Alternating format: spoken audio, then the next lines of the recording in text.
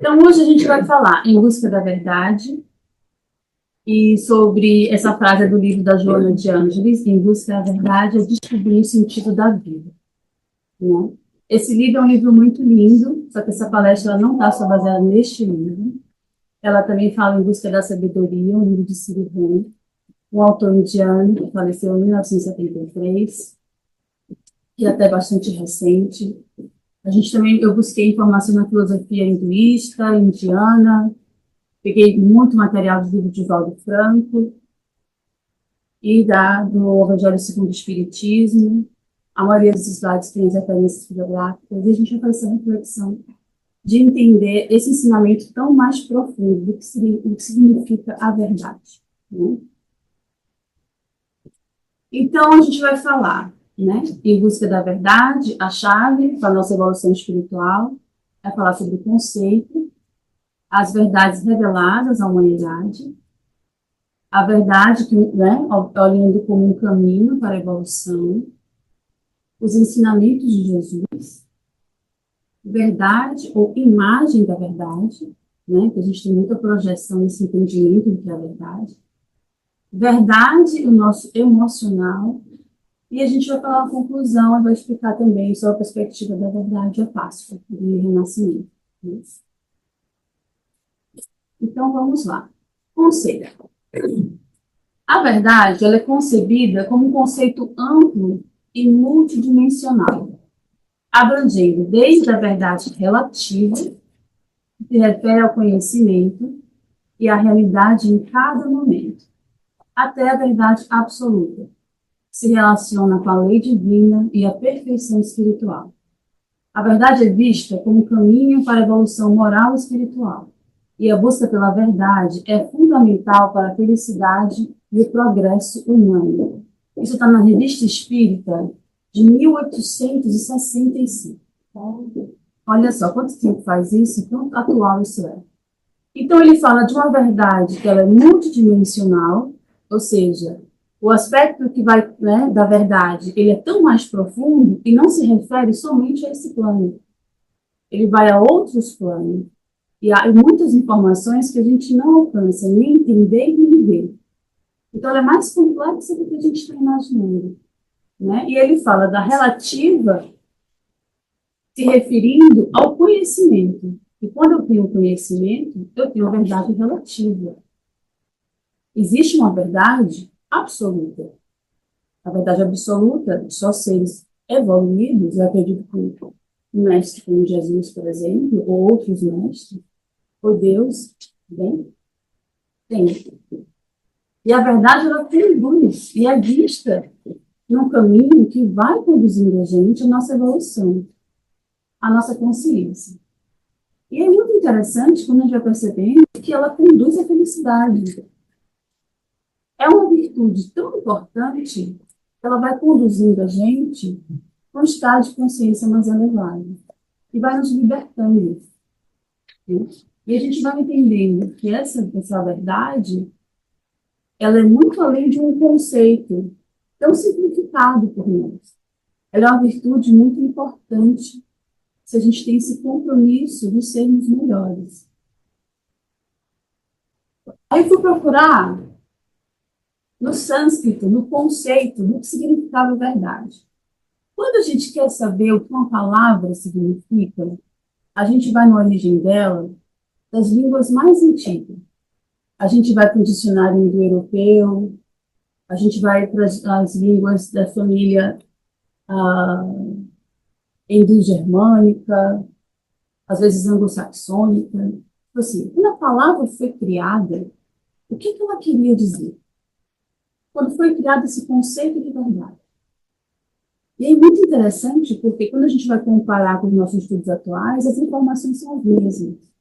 Às vezes muda uma terminologia ou outra, mas os conceitos são os mesmos. Então, quando a gente vai em sânscrito, o conceito de verdade, ele é expresso por satya, que significa verdade, realidade ou o que é.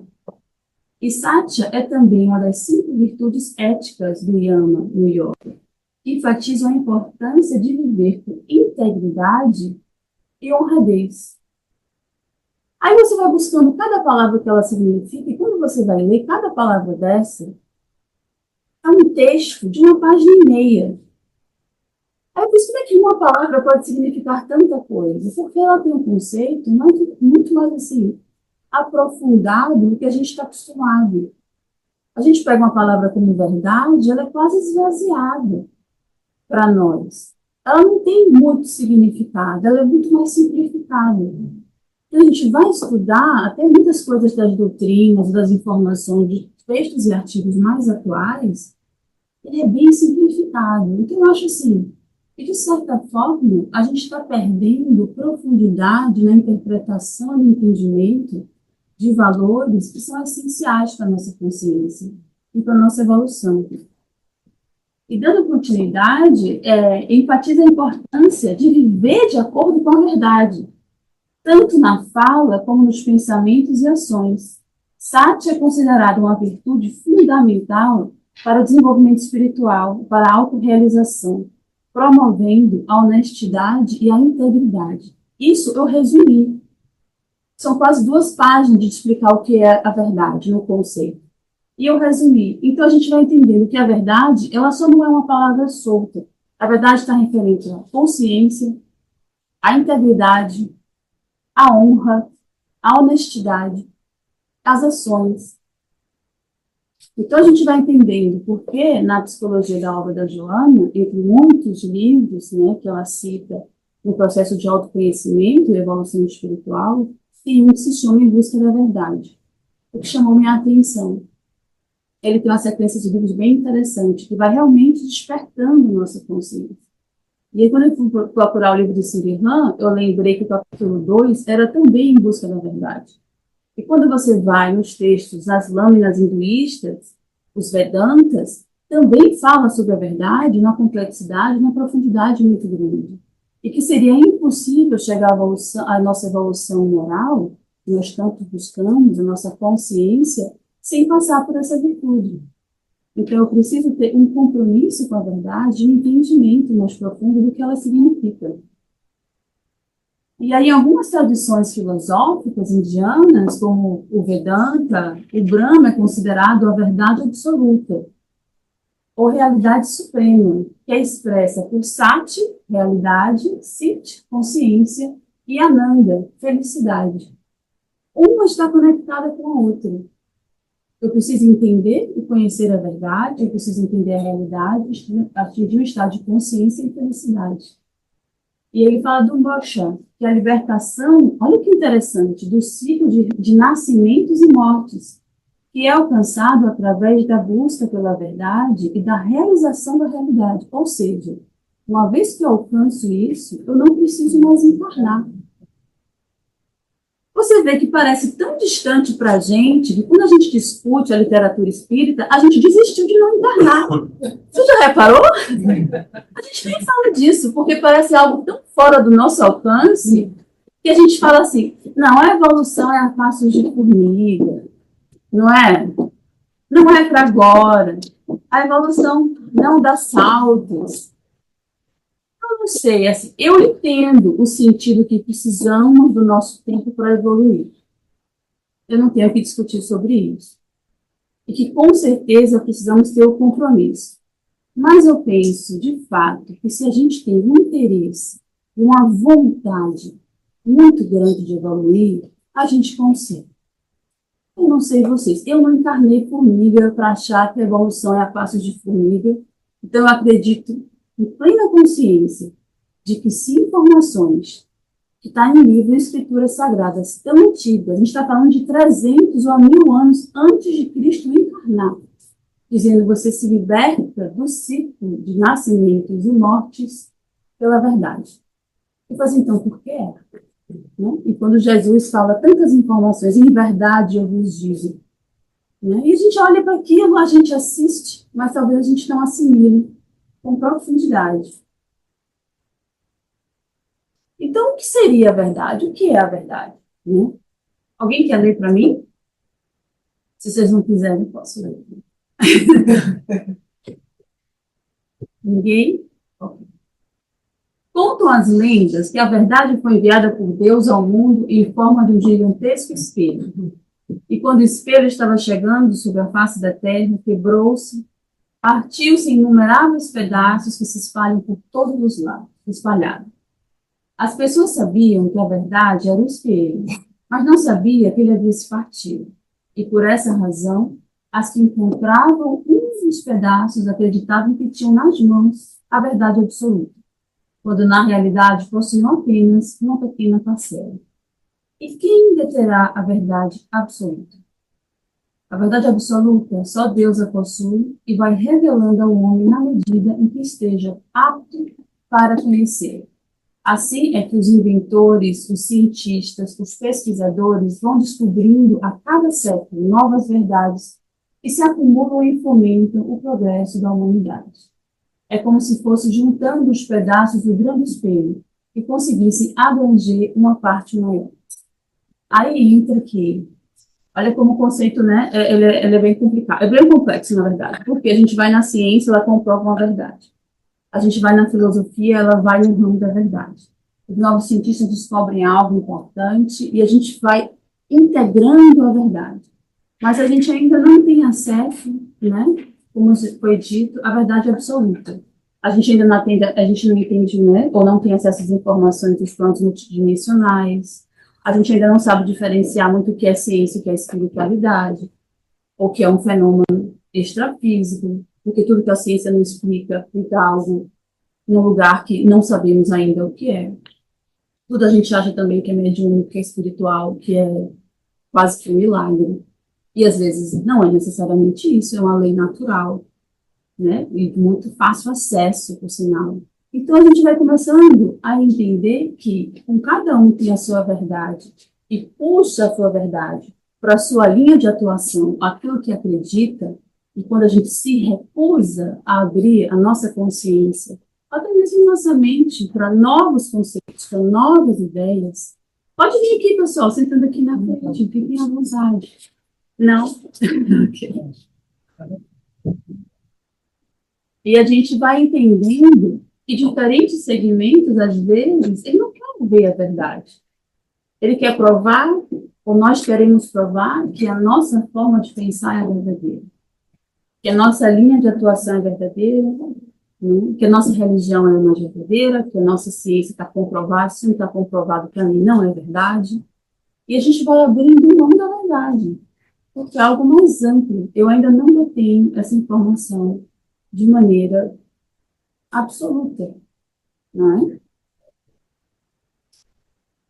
E aí vai falando que a providência divina não revela as verdades, senão gradualmente, sempre as desvenda à medida que a humanidade está amadurecida para recebê-las, né? E aí a gente tem na nossa história aqueles que quase morreram e morreram para revelar a verdade no momento que a humanidade não está pronta. E quando nós não estamos prontos, nós somos bem reativos ao ouvir a verdade. A gente pega para o nosso mundo individual também. Quando a gente não está pronto para ouvir uma verdade, a gente é bastante reativo a ela. Diz que é mais difícil convencer a gente pode ser enganado uma vez, mas convencer a gente que a gente foi enganado é bem mais difícil. A gente não quer abrir mão de que aquilo não era verdade. Tá vendo como nossa mente, nosso ego é uma coisa mais complicada de se entender? Eu prefiro ser enganado do que ser revelado a verdade para mim, aquilo me doer às vezes. Eu preciso acreditar numa mentira, né? Aí a gente começa a ver o desdobramento das verdades em uma série de questões. Quando foi comprovado, quando disseram, né, que Galileu Galilei falou a Terra é redonda, ele ia ser executado. Ele, não, a Terra é plana. Não digo mais, não é?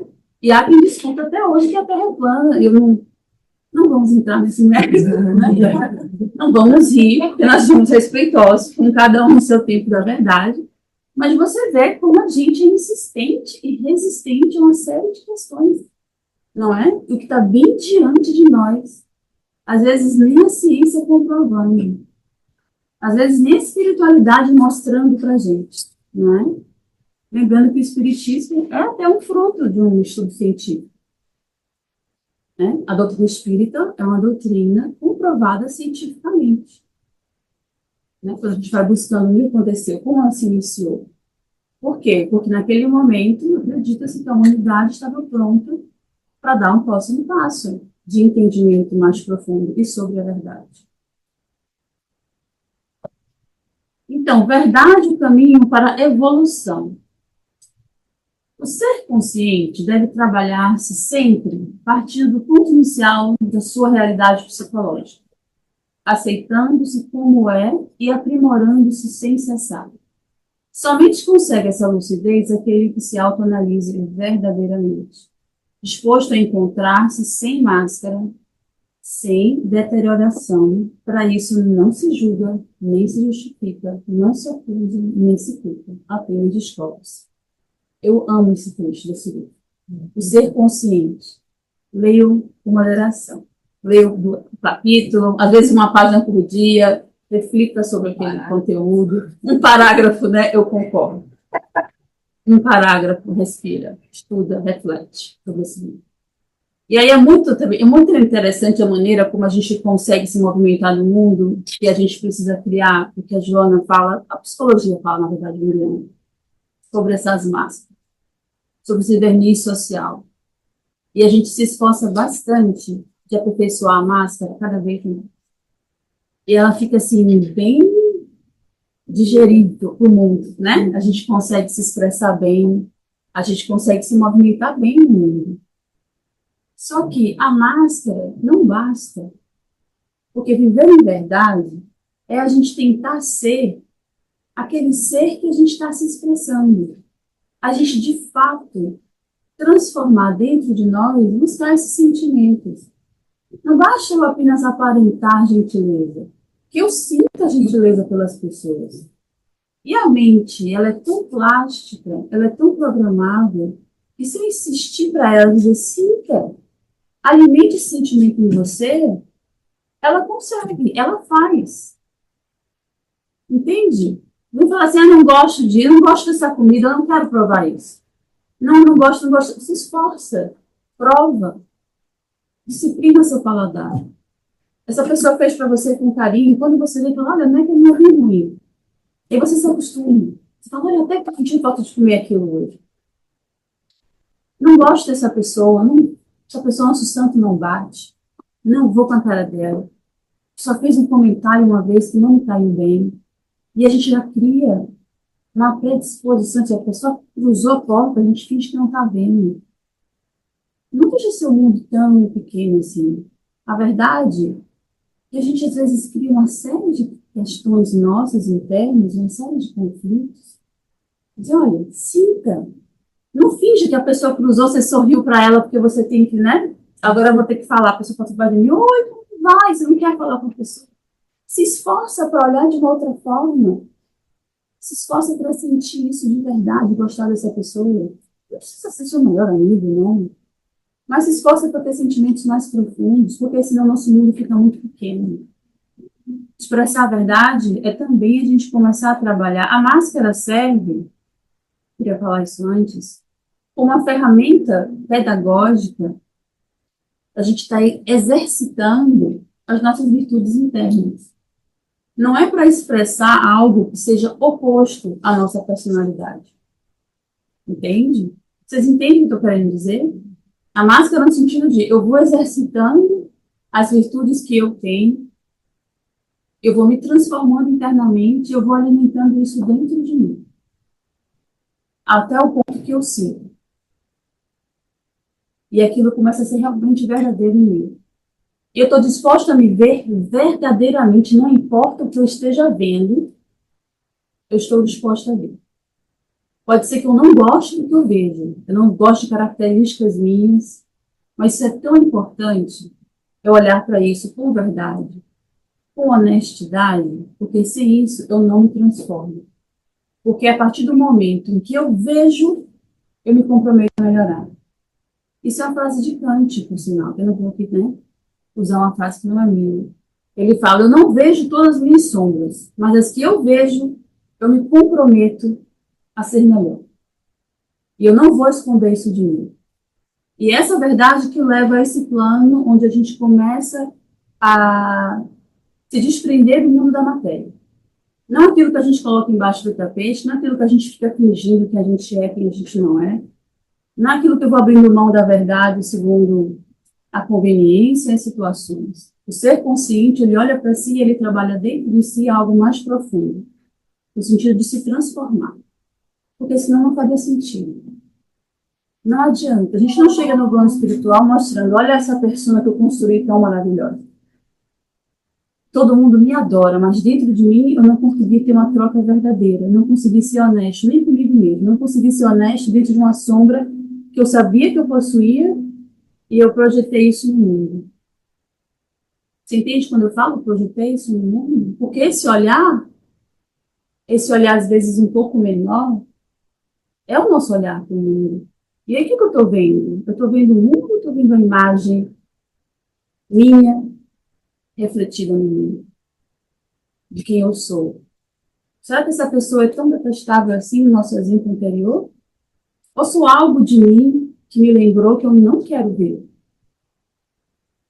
Não é? É importante algo de que nem que seja de intolerância, nem que seja de inflexibilidade, por falta de misericórdia. Então, ser consciente, ele também não fica se explicando. Você imagina se comete um crime atroz. Você chega no escritor, não, deixa eu te explicar o que essa pessoa me fez. Não se trata sobre isso. Essa pessoa fez uma coisa horrível. Você, ok, eu entendo, mas você é capaz de matar. Não é? Você guardou ressentimento a vida inteira. Essa pessoa é uma pessoa doente. Eu vou te contar que ela fez. Não, eu entendo, eu vi seus registros acásticos. Essa pessoa fez tudo isso e muito mais. Você nem sabe o resto. Mas você guardou ressentimento a vida inteira. Então, suas reações aos estímulos da vida, suas respostas, é a verdade sobre quem você é. Entende? Nossas respostas somos nós. Então, eu preciso olhar para isso. Não preciso ficar me justificando, eu preciso me aceitar como eu sou. Eu também não preciso ficar me culpando, nem me condenando por isso. Foi o melhor que eu consegui ser. É quem eu estou conseguindo ser. Então, o caminho da evolução, né, entendendo que essa verdade leva para esse caminho, não é nada que possa ser concedido a nós. Ele é uma conquista. O estado de consciência que penetramos quando alcançamos um determinado estado evolutivo de elevadíssima frequência, vibracional e espiritual. Porque quando eu quero descobrir a verdade de alguma coisa, se eu tiver com a emoção muito intensa, eu preciso sentar. Eu preciso elevar meu pensamento, elevar minha vibração, usar a minha consciência crística, ou até o que eu consegui fazer dela até hoje, para buscar a resposta. E é entender o que está acontecendo comigo, entender as minhas questões. E para isso, eu começar a alcançar uma verdade relativa, porque eu ainda não terei a absoluta, eu preciso, primeiro, conseguir entender com mais clareza e lucidez aquilo que eu estou vivenciando. E vai começando a surgir uma série de aspectos da verdade, como esse princípio, né, divino, que eu não estava alcançando ver, porque eu estava muito envolvida emocionalmente.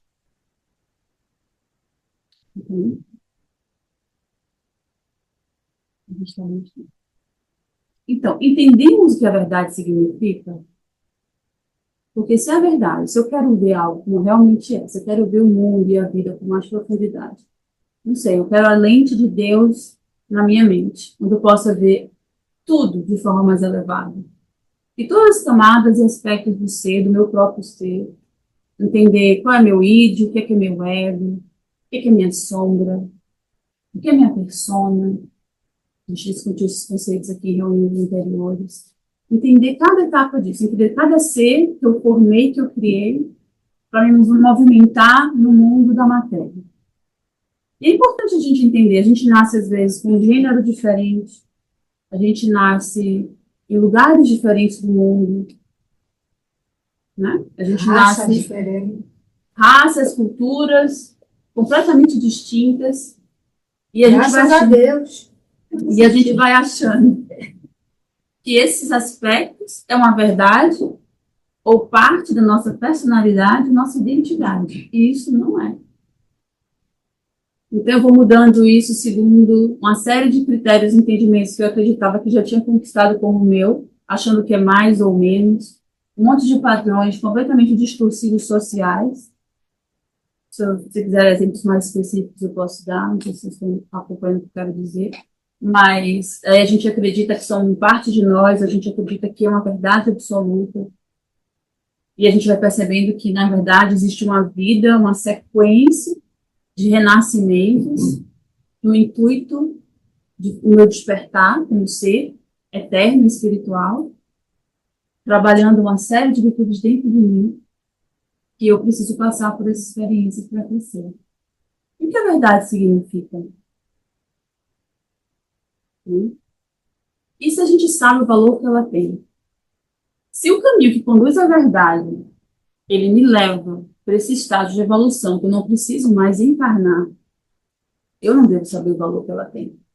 Porque eu não abriria mão do meu processo evolutivo de forma tão rápida, por coisas tão corriqueiras do nosso cotidiano, do nosso mundo da matéria, se eu entendesse o valor que tem. Se alguém me dá algo tão precioso, tão valioso, com informações tão únicas para o meu despertar, se eu não aplico isso na prática, se eu não sei o valor que tem, eu vou fora. Talvez levando isso para o material, a gente entenda mais. Se alguém te der um diamante gigantesco, raro, que vai fazer você fique bilionário, você joga no lixo? Você larga na gaveta? Então a gente dá mais valor que é material do que é espiritual. E justamente o espiritual que me libertaria de tudo isso. Não é? Então, se eu... Tem uma frase do Shankaracharya, ele é um filósofo indiano, que eu achei tão interessante, que ele dizia que a humanidade está passando fome com dinheiro no bolso, porque a gente não sabe o que a gente possui. E eu achei aquilo tão profundo, de que a gente está se movimentando no mundo com tanto sofrimento, com tanta dor, com tanto recurso interno que a gente não utiliza, porque a gente não conseguiu olhar para nós com verdade, a gente não conseguiu potencializar nossas virtudes porque elas estão aqui, dentro de nós, né? A gente tem a nossa consciência crítica, a gente não acessa, a gente tem uma série de conhecimentos que já vemos adquirindo, né, ao longo de muitas jornadas. A gente utiliza em momentos de dificuldade, a gente se supera, a gente até se surpreende do que a gente foi capaz de fazer em momentos tão difíceis, porque isso está dentro de nós também. Então, se a gente sabe o valor que tem, a gente não abre mão, porque a gente vai entendendo que esse compromisso ele é diário, ele é a todo momento, uma vez que a gente queira viver uma vida mais liberta e feliz mesmo, com consciência. Então, Jesus dizia aos judeus, né?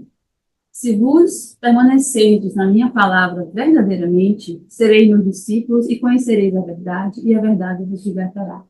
Isso está no Evangelho de João, né? É no capítulo 8, versículo 31 e 32. E o que seria conhecer a verdade, né? Conhecer a verdade se refere à assimilação e vivência dos conhecimentos que favorece o combate às nossas imperfeições. E ele vai, né, falando para mim. Eu adorei essa foto de Jesus tirando a gente da água. Será que a verdade é tão importante assim? E ele fala, tão importante quanto a verdade é viver em verdade. E aí o Sriram fala, tão importante quanto a verdade é viver em verdade. Aí você vai nas lâminas hinduístas, fala, tão importante quanto a verdade é viver em verdade. Em diferentes linhas, em diferentes épocas da humanidade, dizer, olha, viva em verdade. Abra mão de tudo aquilo que não te importa. Né? E um exercício fala, e se o mundo acabar hoje? Você estaria fazendo o que você está fazendo agora? Onde você estaria? Qual seria uma profissão que te toca o coração? Qual seria seu servir para a humanidade? E a gente começa a abrir mão de tudo que é superficial. E a gente vai daquilo que é mais essencial para a gente. Então, viver em verdade, ela é isso. Ele é tão importante quanto. Né? Não adianta eu falar a verdade, não adianta eu estudar a verdade. Não adianta eu falar, colocar a persona mais querida desse mundo, se dentro eu não sinto. É tão melhor e tão mais fácil viver em verdade. A minha verdade do mundo é aquilo que me alcança desse ser que eu vim trabalhar, pelo menos nessa vida. Que eu saio dessa vida dizendo, olha, eu fiz o melhor que eu pude. Eu dei o meu máximo. Porque existe um alívio muito grande. Que Chico, antes de desencarnar, na última entrevista que ele deu, né, tudo bem, a gente está falando de Chico, um espírito missionário, mas é sempre bom como referência. Perguntou o que ele estava sentindo. Ele dizia, uma felicidade muito grande, de tarefa, de dever cumprido. E ele via isso, né? Tipo assim, fiz a minha parte. E diante de algo que a gente limitou todos os recursos, a gente fez tudo o que a gente podia, a gente está tranquilo porque a gente fez o melhor que a gente pôde. A gente fez a nossa parte. Verdade ou imagem da verdade? Isso eu tirei de Siri Han também, em uma parte do livro da Joana. Que em nosso coração precisa reinar o amor genuíno pela verdade. Somente podemos ser integralmente verdadeiros se valorizarmos a verdade e atribuirmos importância a ela em nossa vida e pensamento. Ou então precisamos estar tão plenos de amor que não podemos nutrir o menor desejo de enganar. A verdade não faz exceções segundo nossa conveniência ou interesses. Quando vivemos uma vida de verdade, começamos a amar o próprio sentimento de sermos verdadeiros. E toda a nossa natureza assume uma força que se harmoniza com a verdadeira natureza das coisas. O mero conhecimento não criará esta harmonia. O amor pelo conhecimento não é o mesmo que o amor pela verdade, sem a qual não há possibilidade de evolução. E aqui a gente fala, aqui tem muita informação nesses dois parágrafos. Então a gente fala, primeiro, a gente tem que ter um amor genuíno pela verdade. A gente tem que ter uma vontade muito grande de crescer como ser. Entende? De se tornar esse ser consciente. E a gente não abriria mão disso. Porque eu não faço concessão a isso. Então eu não faço concessões porque eu gosto, porque tem algo para ver com os meus interesses, com os meus desejos, com as minhas paixões, com os meus vícios. Eu não abro mão disso. E às vezes a gente faz concessões. A gente faz concessões por a gente ter um olhar mais amoroso por alguém, a gente quer proteger alguém, a gente ignora que essa pessoa não está totalmente correta. Um exemplo clássico disso é quando a gente pede para um time, pessoa que é torcedora de um time de futebol, falar sobre o outro time. Fala para um brasileiro falar da seleção da Argentina. Não é? A gente vai conseguir falar com toda a verdade? E ver um brasileiro elogiando o Messi custa, né? Não custa. A gente, segundo a nossa conveniência, a nossa contingência, a nossa cultura, a gente vai abrindo mão de certas coisas, porque a gente não quer ver. Se eu gosto de alguém e essa pessoa cometeu algo horrível, às vezes a gente fica do lado dela, mesmo ela não estando certa e mesmo não sendo verdade. E isso não é ser amigo. Isso não é ser companheiro. Isso é ser cúmplice. Eu sei que a gente não entende isso muito bem. Cumplicidade não é amizade.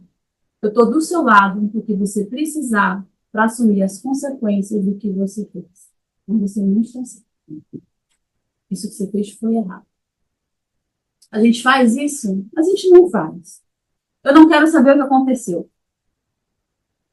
Não é? Essa pessoa está certa. Duas pessoas brigam. Se a gente prefere uma outra, o nosso olhar para a cena não vai ser o mesmo, porque a gente não é imparcial. Quando está a gente envolvida, então, com o lado emocional, a gente não vai ver nada. Não consegue ver. Se uma pessoa se afogou, é por isso que a gente fala, imagem a projeção da verdade. Se a pessoa se afogou, ela tem medo do mar, ela tem medo da água. Quando ela chega perto do mar, ela consegue ver o mar? Não, ela revive o medo dela. Ela só vê o medo. Ela vê projetado no mar uma situação traumática que aconteceu para ela. Ela não consegue ver nada. Então, por isso que a verdade que a gente vê é mais uma perspectiva individual do que a verdade. Segundo aquilo que me convém, segundo os meus interesses. Se eu preciso do meu chefe para me promover, eu vou elogiar ele a semana inteira. A vaga está para sair, né? Mentiroso. Se eu quero mais gorjeta, eu vou inventar essa pessoa, vou dar sorriso, vou dar pão extra. Aqui já me disseram, já me disseram isso. Eu elogiei o filho dessa pessoa, era horroroso. Juro? Tadinho. Mas eu elogiei porque e as pessoas tinham cara que tinha dinheiro e dar gorjeta boa para mim no restaurante. Eu falo assim, mas querida, você nem olhou para olhar algum aspecto da criança que fosse bonitinho? Né? Não é possível. Você vê como a gente vai mudando segundo a nossa conveniência, a contingência, a verdade é aquilo que eu estou disposta. E quando a gente vai descrever algo que aconteceu, a gente oculta vários fatos verdadeiros, a gente cria uma narrativa pseudo-verdadeira daquilo que beneficia a nós. Não é? E a gente coloca uns fatos realistas, outros a gente dá uma distorcida, e a gente tem nosso relato pronto. E à medida que o tempo vai passando, ele vai se modificando. Porque cada um está vendo o que te interessa. Então, a gente consegue ser realmente, ou a gente está projetando a verdade? Eu tenho esse compromisso do que é, né? E ele fala que é tão interessante que o Cirirão fala isso, e conhecido com a literatura da Joana, que ele fala que à medida que eu vou me movimentando assim, eu vou harmonizando o meu mundo. E tudo em mim vai se intensificando. É como se todos os meus caminhos começam a se abrir. Tudo na minha vida vira harmonia, porque eu criei um compromisso. Quando eu também estava mais na frente, estudando conceito, ele fala que é um caminho de retidão. Aí eu falei, retidão com a verdade? Mas é um caminho reto, onde você não abre exceções, porque você não vai abrir exceção. Eu sei que a gente está numa cidade muito linda. Um dia que é uma cidade maravilhosa. O pôr do sol daqui, para mim, é um dos mais lindos do mundo que eu já vi. Olha que eu viajei bastante. E é lindo demais. Mas a gente está aqui para se desprender um pouco do mundo da matéria. Porque a ideia, no final de tudo, é não reencarnar mais. Dizem que a colônia é muito mais bonita ainda. E a gente não tem que estar se preocupando com uma série de coisas. Então, à medida que o meu caminho é reto, eu não vou abrir mão disso. Seria uma imaturidade muito grande abrir mão. É uma psique ainda muito imatura, de eu vou abrir mão em concessão, segundo a minha conveniência. Não funciona dessa forma. Não. Então, a palavra imagem está muito em voga atualmente, né? Que ele fala, as pessoas se preocupam não com a verdade, mas com o êxito e a imagem que está sendo apresentada. Existe uma tentativa para criar uma imagem da própria pessoa ou de outros, seja presidente, líder, instrutor religioso, candidato, né, político e etc. A imagem é apenas uma projeção. A aparência, e a menos que ela reflita o que realmente é, a atração criada será uma atração falsa. Então, se a humanidade, ou qualquer parte dela, tiver de progredir em qualquer medida real, isto apenas poderá ser feito por uma mudança verdadeira, através de forças que geram melhoria nas mentes das pessoas, nos seus gostos, nas suas visões, valores e comportamentos, e através da criação de ilusões prazerosas e atribuição de virtudes imaginárias a homens. A gente, não, e aí também tem uma coisa, que a nossa mente é tão criativa, nosso roteiro é tão bem feito, que eu acho que a gente ganharia o Oscar em Hollywood, porque a gente acredita na nossa imagem da verdade, e a gente sofre, a gente chora, a gente faz um drama, a gente se vitimiza. Isso é uma projeção, e nada daquilo é real. Não sofrimento é genuíno, a gente sofre mesmo, dói pra caramba, não é? Vai pro físico, a gente chega a ficar doente. A doença é de uma psique que não tem ainda um compromisso com a verdade. Porque eu alimentei uma série de sentimentos extremamente negativos, fui comprometendo meu corpo espiritual, do etéreo, chegou no físico. E entendendo que foi uma escolha individual, por ainda não ter entendimento. E eu falo isso com conhecimento de causa. Às vezes a gente fica doente mesmo, porque a gente ainda cria ilusões na nossa cabeça. E nisso a gente é bastante intrigante. A humanidade ainda bastante alienada nesse sentido. Por isso que é importante nossas práticas devocionais. O Cirirã, ele comenta muito da importância, não minto, não é o Cirirã, foi o Trigueirinho, na verdade, da nossa prece. Como a prece é importante para me manter lúcida no mundo. Eu preciso estar lúcida para ver a verdade. Eu preciso me elevar espiritualmente. Não tem que dar tanta importância para essa criação dessa imagem. Não se preocupe tanto com o marketing pessoal. Não dê tanto valor a isso. Se importe de verdade com seus valores internos. Se importe transparecer e alimentar o sentimento do que você é e fazer esse exercício. Deixa eu me esforçar para gostar disso. Deixa eu me esforçar para olhar para essa pessoa, para essa situação, essa circunstância de maneira mais amorosa. Deixa eu entender que, às vezes, do outro lado, existe uma humanidade ainda doente. E que alguém precisa estar são. Porque se todos nós formos ladeira abaixo nesse sentido, vai ficar complicado. Precisamos de pessoas lúcidas. Precisamos de seres conscientes. E precisamos desse compromisso com a própria evolução interna, né? Precisamos a gente realmente mergulhar nesse autoconhecimento, autocontrole, para, consequentemente, uma autotransformação. Mente sã, corrupção, né? Mente sã, corrupção, com certeza. Se eu tenho uma psique elevada, se eu consigo manter, o pastorinho falou, elevadíssimo, né, vibração espiritual, eu não fico doente. Não teria como. Uma pessoa que atingiu a maestria, que ainda não somos nós, um dia seremos, não fica doente. Não, pelo contrário, ela cura outros. Jesus jamais ficou doente, ele curou milhares de pessoas e cura até hoje. Verdade, o nosso emocional. Isso eu comentei rapidamente, né? Que como estamos presos a uma emoção, tendemos a ignorar o conhecimento prévio, que pode desmentir aquilo que estamos sentindo. Ignoramos da mesma forma as novas informações trazidas pelo ambiente que não se encaixam em nossa emoção. Em outras palavras, o mesmo mecanismo que orienta e concentra a nossa atenção pode distorcer a capacidade de lidar tanto com a nova informação como com o conhecimento já armazenado em nosso cérebro. Isso é assim, isso é um fato, tá? Quando a gente está, inclusive Daniel Goleman fala isso, inteligência emocional, isso está no livro Nunca Tinha Alma, da Joana de Ângeles. A gente ignora aspectos da verdade, às vezes a nossa narrativa já está pronta. E aí eu já não absorvo, eu já, de fato, finjo que eu não estou vendo, e eu apago da minha memória fatos ou situações, circunstâncias que aconteceram, que vão de acordo, que vão contra a minha narrativa. E aí não tem santo que faça mudar de ideia, que não seja uma experiência extremamente profunda e dolorosa, por escolha própria. Que eu preciso passar por uma situação bem difícil, over e over again, né?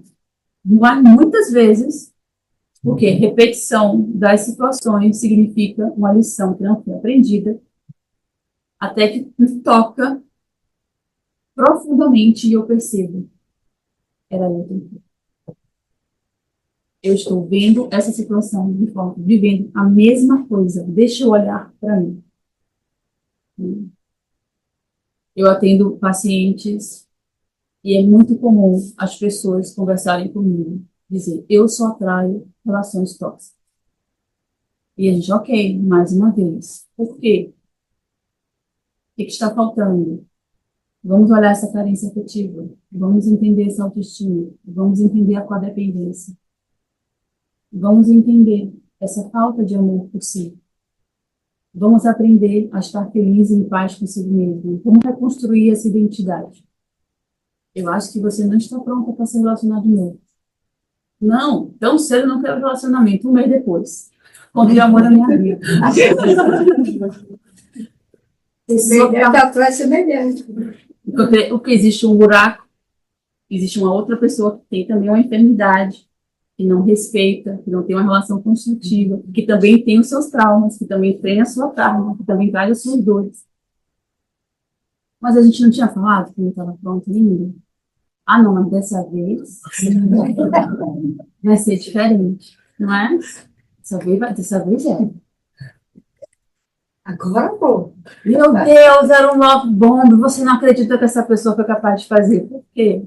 Eu ignorei as red flags. Eu ignorei fatos reais que estavam acontecendo diante de mim e eu não tive ação nenhuma porque eu não quis ver, eu não quis olhar. E assim vai para tudo em nossa vida, não é? O tipo de brigas, conflitos, mágoas, ressentimentos. Dizer, o que estava ali dentro de você que você não conseguiu ver, que você está se repetindo. Então, gente, por isso que esse caminho, às vezes pode ser meio complicado, mas é um caminho tão mais fácil, porque difícil é permanecer no estado que a gente se encontra. Que a gente acha que é zona de conforto, mas, sinceramente, a zona de conforto está extremamente desconfortável. Conforto mesmo é a gente estar em paz, não é? Conforto mesmo é a gente atingir esse estado de maestria aí que a gente está buscando. Dizer para o nosso cérebro, olha, vamos lá, vamos abrir essa programação porque você está alienado. Parece dado, sabe? Aqueles dados viciados que quando você joga no mesmo número, tem alguma coisa errada nessa narrativa.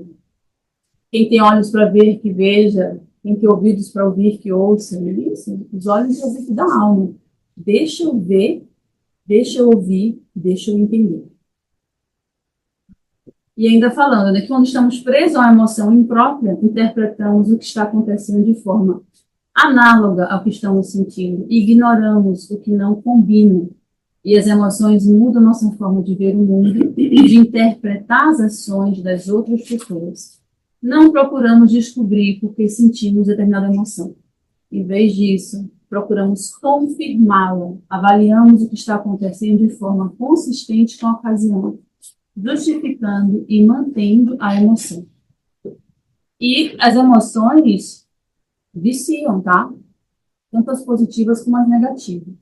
E quando eu passo muito tempo sem sentir elas, nós todos, a neurociência explica, nosso corpo começa a ter uma crise de abstinência.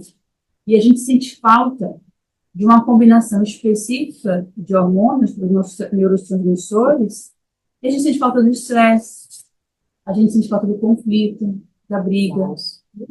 Não é louco isso como a gente é? Aí cria uma crise de abstinência, a gente começou a procurar uma confusão para quem gosta de brigar. Eu sou uma pessoa que vai brigar comigo, a pessoa tem que insistir muito. E se eu estou acordando, então, se fosse assim, na mão da pessoa, o que aconteceu? Era um mosquito, eu falava, obrigado. É difícil brigar comigo. Mas eu confesso que, às vezes, tem pessoas que adoram brigar. Não é?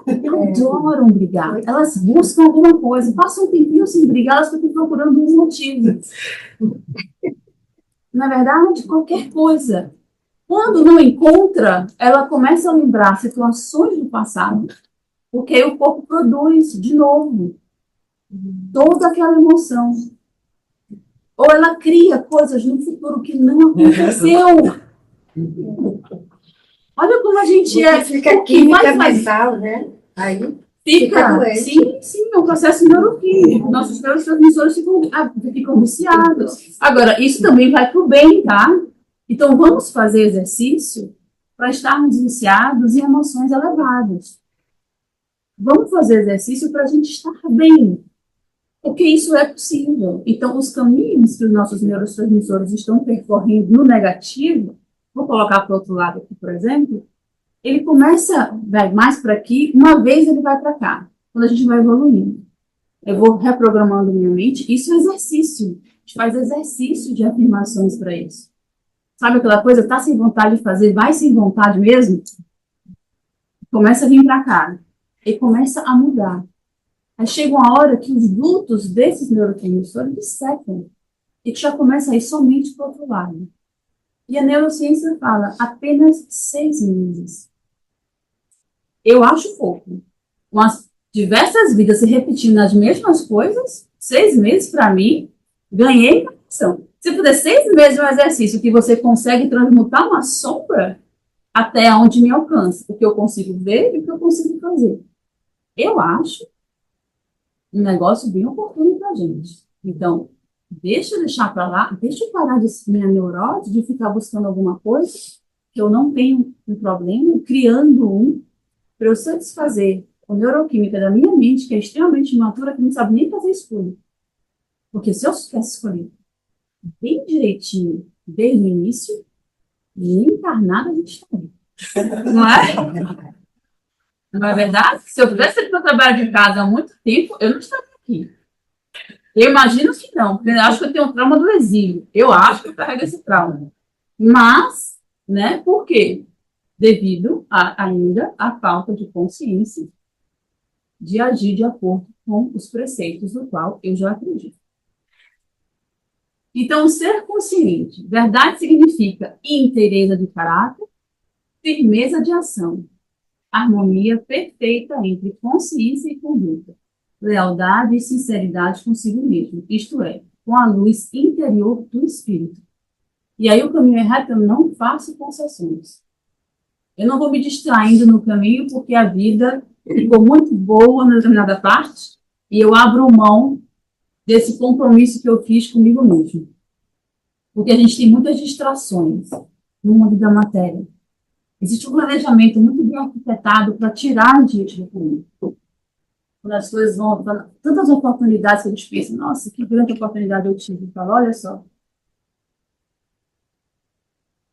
era para desviar de algo que estava sendo muito importante para o meu crescimento e eu não percebi. Então, a gente precisa agradecer e identificar, mas principalmente ser leais conosco mesmos nesse projeto, né, de vida que estamos tendo. Deixa eu dar de notar. Então, a gente falando ainda, isso é um livro, tá? Ser consciente.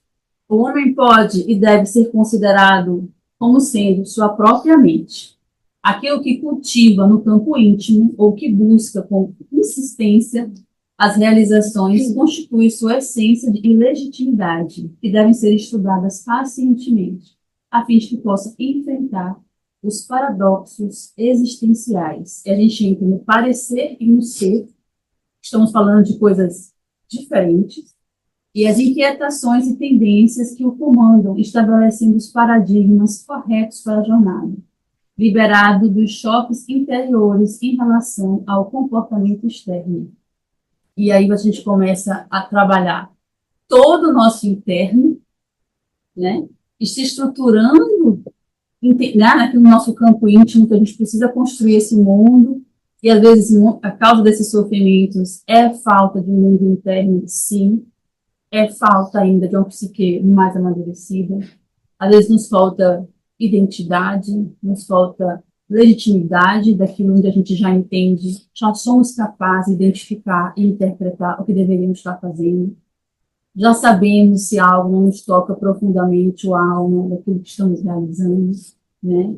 E a gente precisa enfrentar, às vezes, o mundo da matéria e ousarmos a ter uma personalidade ou uma ação diferente do que a maioria vem fazendo. Porque se aquilo não faz sentido para nós, não deveríamos estar fazendo. E para isso precisa ter muita identidade e coragem de atuar, né? Porque está faltando pessoas com mais identidade. A gente está sempre querendo entrar dentro de um padrão para caber no mundo que às vezes é muito pequeno para nós e que não faz o menor sentido. Não tem por que a gente estar se agredindo dessa forma. Então, o que seria esse ser consciente, né? A gente está falando de um ser já que viveria na nova Terra, né? Estamos na transição planetária, saindo de expiações e provas, indo para a regeneração. Então, a gente fala que é o predomínio do espírito sobre a matéria, a gente entende que nós somos eternos, da fé sobre o medo, o ser sobre o ter, ou parecer que é, e o predomínio, né, do eterno sobre o temporal. A gente começa a entender que somos seres espirituais de experiência física de uma maneira mais intensa. Se a gente faz nossas práticas devocionais, as nossas meditações, ou qualquer prática devocional a qual você se identifique, você começa a ter uma percepção mais do extrafísico. Para aqueles que desenvolvem a mediunidade, e isso, às vezes, nem somente é tarefa, não, você já consegue se comunicar com seu mentor pessoal, seu mentor de trabalho, com espíritos amigos ou com familiares que estão em um estado mais elevado de consciência, tendo um pouco mais de orientação, ou utilizando um pouco mais da sua própria intuição. Você já não tem mais tanto medo de se movimentar no mundo, porque você já tem uma fé mais robusta, né? Não é uma fé que tudo se abala, não é que tudo a gente está despertando vem desse lugar cheio de medo de estar realizando aquilo que a gente veio realizar, ou está olhando para dentro de nós do que a gente está precisando ver. E é bem mais fácil estar consciente, né, do que a gente estar sempre assustados, ou sempre desacreditando, ou sempre com medo, ou sempre achando que o mundo vai acabar, ou vai... Nós somos eternos. Aconteça o que acontecer, estaremos sempre numa experiência nova. E aí, essa compreensão e conexão, né, recente com Deus, compreensão das leis de casualidade, predomínio do nós sobre o eu, predomínio do direito sobre a força. E a gente vai, olha como se vai conduzindo, né, para essa nova terra que a gente está construindo. Então, a gente já tem uma compreensão e uma conexão maior com Deus e com o plano superior. A gente entende as leis de causa e efeito, e para quem entende a lei de causa e efeito, as vidas, porque é uma ingenuidade achar que você vai fazer algo que não volte para você.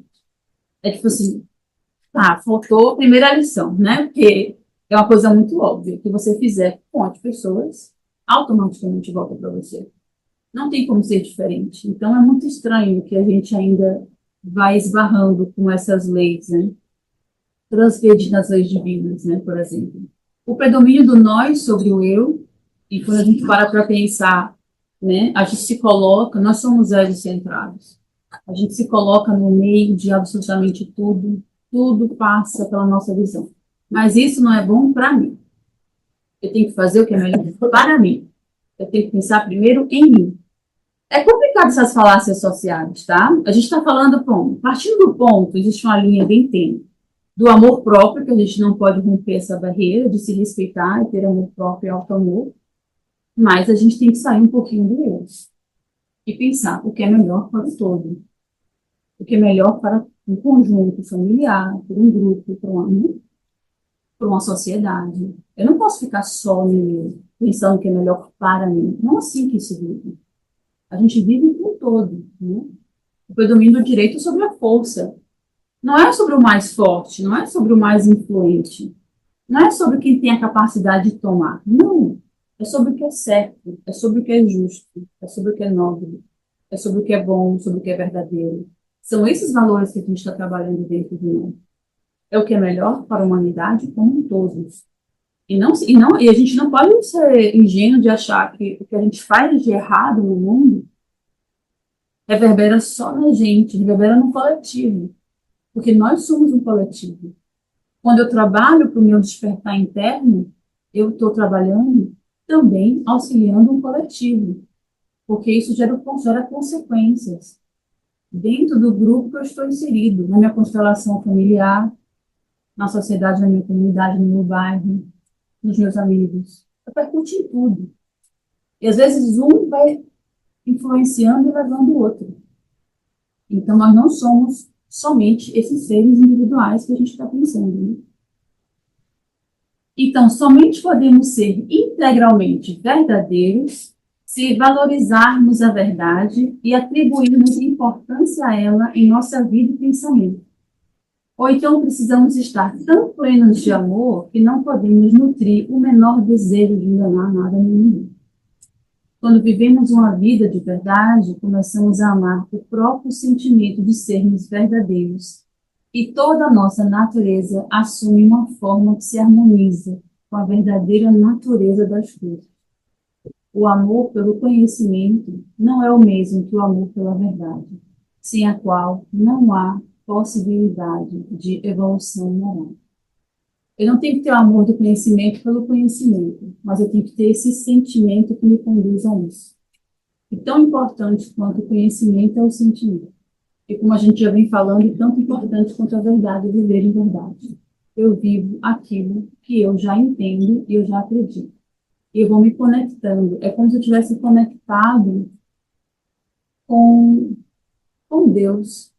Estou me conectando com o plano superior e com o fluxo da vida, daquilo que eu vim para fazer. Tudo flui, tudo é mais fácil. Entende? A gente atinge nesse lugar que a gente está falando. Então, conclusão.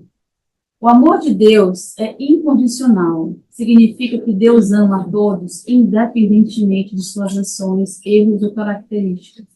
Esse amor é puro, desinteressado e eterno, não sendo influenciado por qualquer condição humana. É um amor que transcende o entendimento humano, está além de qualquer limitação ou julgamento. Então, para a gente, para as pessoas, a gente que às vezes tem um olhar tão duro para nós mesmos, tão duro para com outros, que a gente entenda que nós somos amados incondicionalmente. Existe uma dona, a dona Ivone fala, eu falo dona Joana. A dona Ivone fala, né?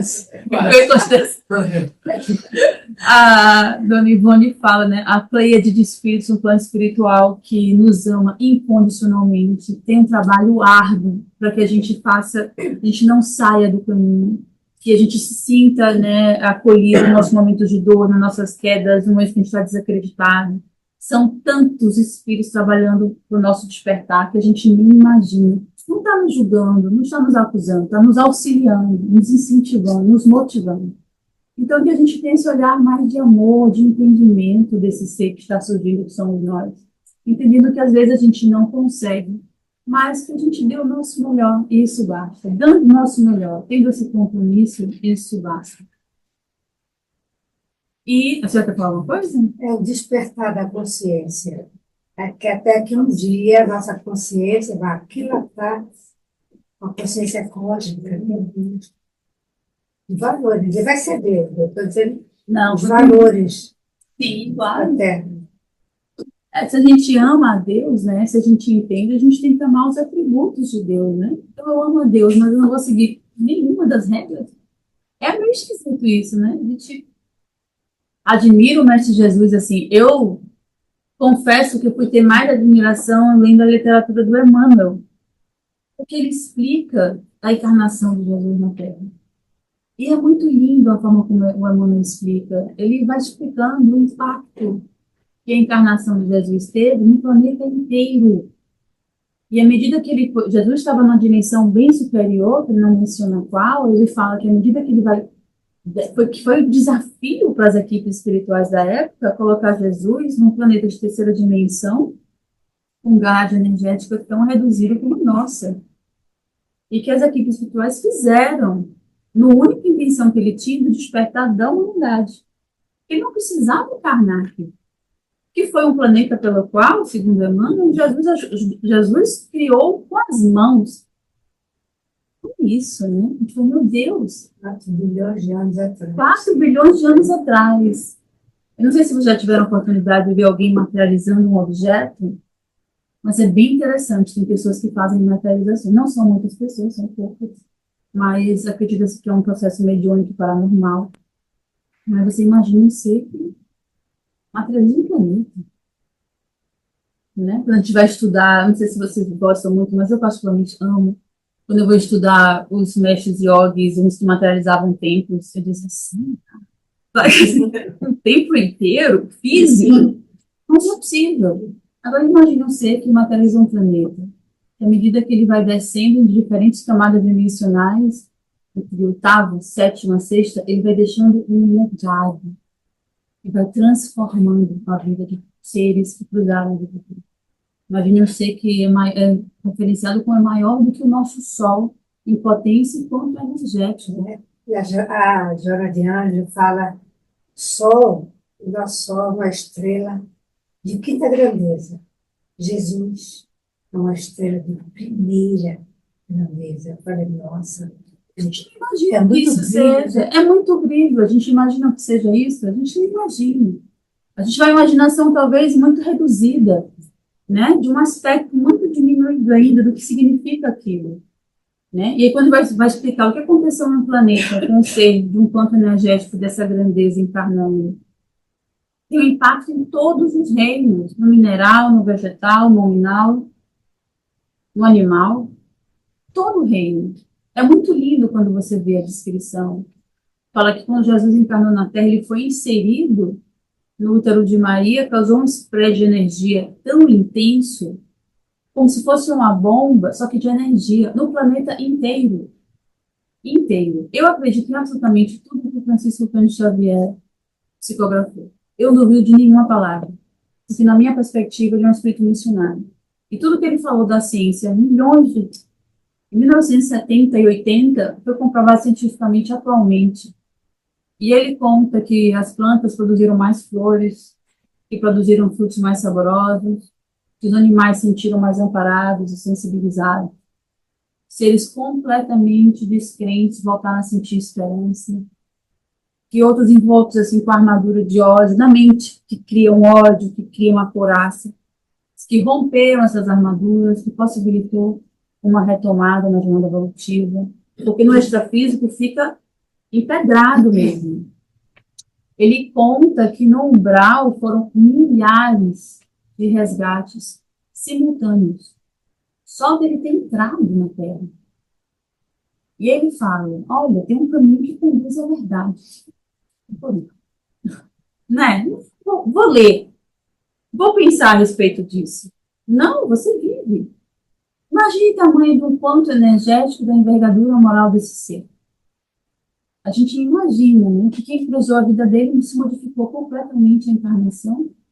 Diz que os seres de luz, né, nossos amigos espirituais de luz, se viram visivelmente fortalecidos no combate às trevas, e ele curou a grade energética planetária.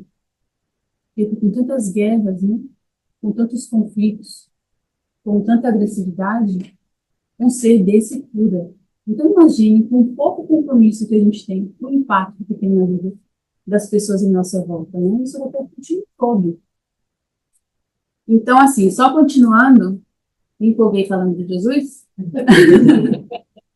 Ele fala aqui, ó, a gente tinha falado da Páscoa de Renascimento, que hoje é domingo de Páscoa, que quando eu vi cair o dia, caiu bem domingo de Páscoa, eu fiquei de surpresa, mas é muito interessante quando a gente fala de Páscoa de Renascimento, de renascer, né? E Jesus fala nessa passagem tão interessante, que todos os cristãos espíritas possam, nesta Páscoa, se recordar de Jesus e celebrar em sua memória o teor, primeiro, de sua missão, a libertação da escravidão da matéria e o viver sem amarras com vistas à existência futura no plano espiritual. Para os espíritas, a Páscoa propõe uma experiência de Deus, de amar e se sentir amado. E na sua passagem, deixando uma mensagem de perdão e misericórdia, para sinalizar o caminho, a celebração da vida, a imortalidade da alma. Né? E que a gente lembra que Jesus deixou claro para a gente que eu sou o caminho e a verdade e a vida. Isso está no Evangelho de João, capítulo 14, versículo 6. E essa imagem foi da psicografia que o Emmanuel explicou, foi explicando para o Chico Xavier, e o Chico Xavier foi falando para um artista, que também era médium, e quando o Emmanuel viu, falou, sim, esse é Jesus. E eu achei muito lindo essa foto. E a gente fala, né, que essa verdade, ela conduz, eu tenho até a vontade final, mas eu vou só agradecendo, mas eu vou deixar esse aqui, que a verdade conduz à consciência, né? E que a gente lembre desse mestre que mostrou um caminho tão lindo de libertação e que a gente siga o mais bonito e o melhor que a gente possa fazer. Ele falou, eu sou o caminho, a verdade e a vida, e ninguém vai ao Pai, senão através de mim. Uhum. É com gratidão, Senhor, pela oportunidade de aqui estarmos reunidos em mais essa manhã de Páscoa, que celebramos a vitória do bem, da luz, o renascer de um homem novo a todos nós. É momento de olhar para dentro, de trazer tudo que há de belo em nós, todas as boas energias, os bons sentimentos. Então, Senhor, gratos por essa oportunidade de escolhermos aqui estar em mais essa manhã, por todas as bênçãos derramadas, pelo conhecimento adquirido, que possamos buscar a verdade a cada dia, a cada momento.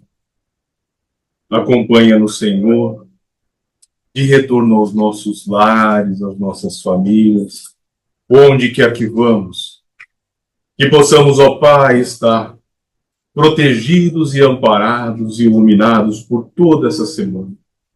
E que, se for da tua vontade, que aqui possamos estar novamente para mais uma reunião, com muita luz e com muita paz. E assim seja, Senhor.